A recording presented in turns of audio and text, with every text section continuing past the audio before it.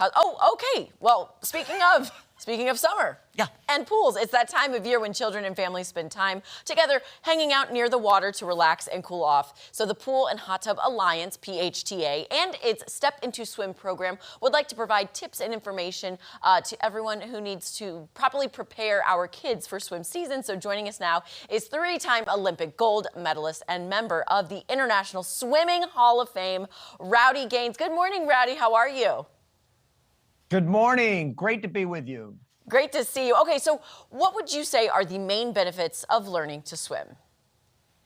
Well, it's a life skill, no doubt about it. It lasts forever. It's like riding a bike almost. And it's also something that can save your life. In fact, it's the only sport that can save your life. Drowning is unfortunately an epidemic in our country right now. It's the leading cause of unintentional death in children ages 1 to 4. But we found the cure, and the cure literally is swim lessons. If a child takes formal swim lessons, it reduces that risk of drowning by 88%, which creates swimmers, which creates joy and happiness for those families, especially around the summer.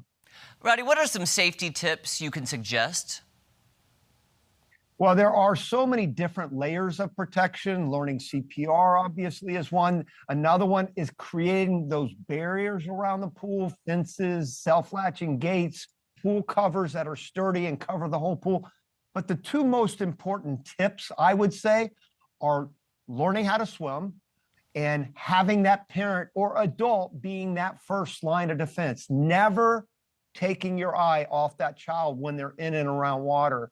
But learning to swim is something that brings so much joy, as I said, to that child, but also to that family. I don't know about y'all, but the greatest memories I have as a child or as a parent or now as a grandparent is around a swimming pool. It's around water. And that's what we want to try to create with so many different factors with learning how to swim. Yeah, Rowdy, I agree. Swimming was my favorite thing to do as a kid. So when would you say is the right age to start swim lessons?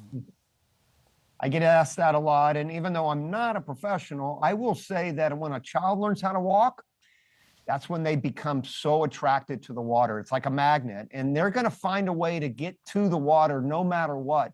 Most drownings happen during non-swim time.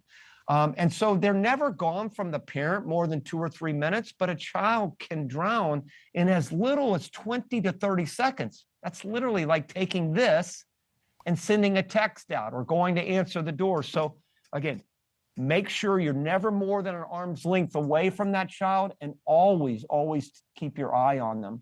You know, Rowdy, where can people go for more information about everything you're talking about? Because, you know, you got to learn how to swim. I know I almost drowned as a child. So this is right up my alley. It's speaking to me, and I want to help as many kids as we can.